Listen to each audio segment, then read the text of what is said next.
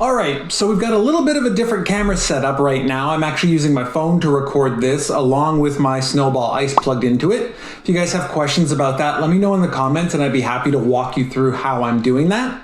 I just figured it'd be a great opportunity to do a quick unboxing of the Blue Yeti before I get to comparing it with this Snowball Ice. So I feel like I need a more professional knife than literally hacking at the box with a kitchen steak knife. But that will be an investment down the line if I do more unboxing videos. So I've had this for a little while now and I've been excited to actually pop it open and compare to the Snowball Ice. But I wanted to do the video, which is what has been delaying me a little bit in getting this together. So let's get her out. I definitely feel like this is a heavier, I guess it should be a little bit of a heavier microphone. So we've got the micro USB to USB to plug it in. We have some documentation, actually quite a decent sized book.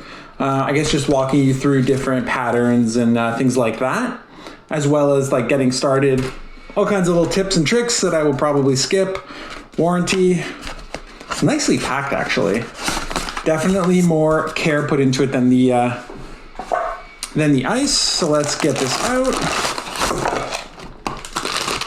Definitely heavier as well. Big difference in weight. A little silicone gel. All right. So nice stand on it. Nice stand here. Definitely makes it feel a little bit more premium. Definitely a lot. I'd say it's a little bit higher as well, which I think is nice because it's sitting a little bit higher, allows you kind of to speak more directly into it. You've got your volume on the front. You've got a mute button on the front. Gain and pattern on the back. Nice padding on the bottom as well. I am going to try this with a boom arm later on, so that'll be less relevant, but even the stand it feels really premium.